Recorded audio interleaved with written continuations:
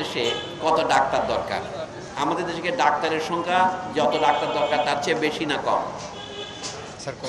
কম। তাহলে ডাক্তারদের আমি দেখেছি এই শতাব্দীর শুরুতে 2020 সনের একদিকে ঢাকার একটা হসপিটালের নাম বলি, পান্থপথে সমরিতা, একজন ডাক্তারের বেতন ছিল মাসে 8,000 টাকা।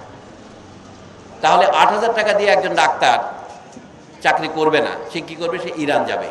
আপনি তার বাধা দিতে পারবেন? কারণ আপনি তো বলেন ব্যক্তি স্বাধীনতা আছে।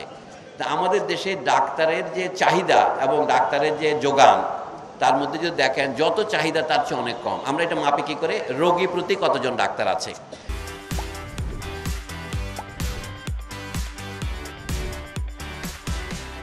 মার্কিন যুক্তরাষ্ট্রের যে অনুপাত তার চেয়ে ভালো অনুপাত হচ্ছে কিউবার। কিউবার জনসংখ্যা 1 কোটির চেয়ে কিছু বেশি।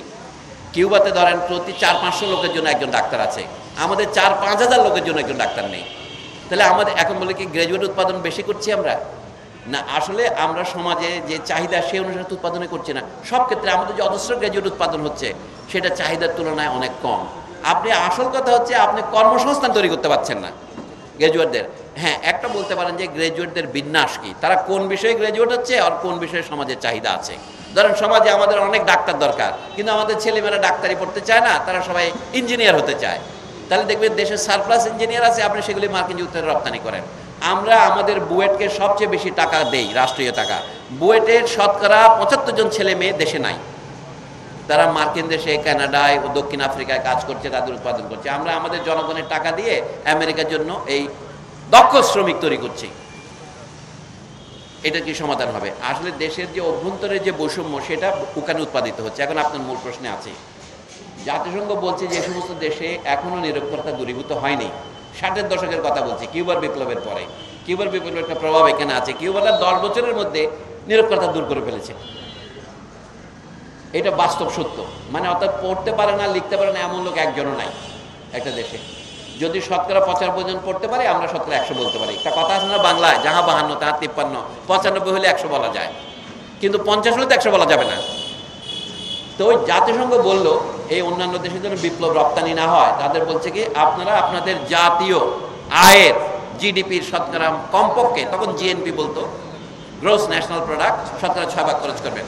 আমাদের দেশে গত শেষ হাসিনার শেষ বছরে, ভুল হয়ে উচ্চারণে শেষ হাসিনা বলেছি, শেখ হাসিনার শেষ বছরে 1.7 ভাগ খরচ হয়েছিল। তাহলে বরাদ্দ হচ্ছে 2.1, কিন্তু অ্যাকচুয়াল খরচ হচ্ছে তার চেয়েও কম। তাহলে এইটা তো আপনি যদি 6-এ পৌঁছতে চান তাহলে আপনাকে 4 গুণ করতে হবে। আর যদি আপনি মনে করেন যে আপনি দ্রুত ফলাফল চান, 10 বছরের জন্য আপনি বিশেষ করবেন, শতকরা 12 ভাগ খরচ করবেন, তাহলে আপনি কোথায় কমাবেন? আপনি আমাদের দেশে নানা রকম যুদ্ধে লিপ্ত আছে, সামরিক বাহিনীতে তো কমাতে পারবেন না। অন্যান্য ক্ষেত্রে কমাবার আছে, বসেন এক জায়গায় দেখা যাক। শিক্ষা এবং স্বাস্থ্যকে যদি আপনি অগ্রাধিকার দিয়ে থাকেন তাহলে সেখানে ব্যয় বাড়াতেই হবে। এখন অনেকে প্রশ্ন করেন ব্যয় হলে হবে কি, কতগুলো দালান তৈরি হবে, আসল হবে না। আমরা দালানের, এই যে আপনারা যে ঘরে কার্নিশের ছাদের নিচে মিটিং করলেন, এরকম লেখাপড়া কিন্তু গাছের তলে পাওয়া যায়। আমাদের আসলে দরকার ভালো শিক্ষক। তাহলে শিক্ষকদেরকে আপনি উপযুক্ত মর্যাদা সহকারে, তাদের উপযুক্ত বেতন সহকারে চাকরি দেন, তাহলে শিক্ষা প্রসার হতে পারে। আমি প্রথমে বলছি, গণতন্ত্রের প্রথম শর্ত হচ্ছে সকলের অধিকারকে সমান বলে স্বীকার করা। আপনার ছেলে মেয়ে স্কুলে যেতে পারবে, আপনার ছেলে মেয়েকে আপনি 12 বছরের আগে ছেড়ে দেবেন না। অন্যের ছেলেকে আপনি ইউসিইপির স্কুল করে কেন 4 বছরের মধ্যে নন ফর্মাল বোর্ডে ছেড়ে দিচ্ছেন? আপনি তো বৈষম্যকে পুনরুৎপাদিত করছেন। এখন সবাইকে বলছে ইংরেজি শিখতে হবে দ্বিতীয় ভাষা হিসেবে। কারণ কি? আপনি ইংরেজির বাজার ভালো। কাজে বাজারমুখী শিক্ষাকে আপনি একটা গুণগতভাবে ঐশ্বরিক পর্যায়ে নিয়ে যাচ্ছেন কেন? এটা তো একটা ঐতিহাসিক পর্যায়। ইংরেজি শেখেন, ইংরেজির সাথে এখন কিছু কিছু চীনাও আপনাকে শিখতে হবে। কোরিয়ান ভাষা না শিখলে তো কোরিয়া যেতে পারছেন না। তাহলে বাংলা ভাষা না শিখে কি করে বাংলাদেশে আপনি উচ্চ পদে যাচ্ছেন?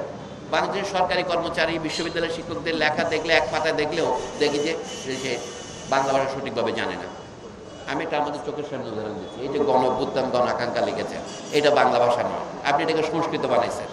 বাংলা ভাষা গণ এবং অভ্যুত্থান আলাদা শব্দ হবে, কারণ স্বরীয় দিয়ে কোনো অক্ষর, কোনো শব্দ শুরু হয়, এটা মাঝখানে বসে না।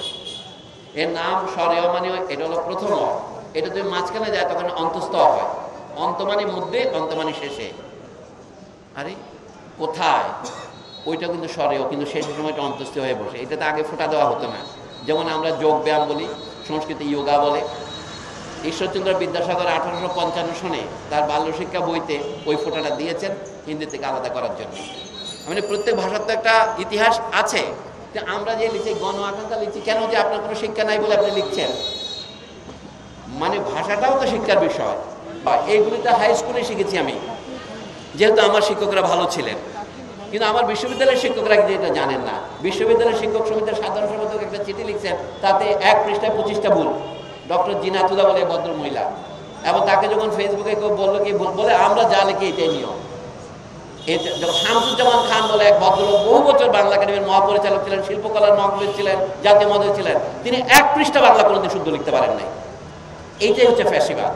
যারা বাংলা ভাষাটাও শিখেন নাই, এটা কোনো দোষের নয়, বাংলা আমিও শিখি নাই, এই জন্য আমি মহাপরিচালক হই নাই। ইনশাল্লাহ আপনাদের কথা হচ্ছে কোনটা হবো না।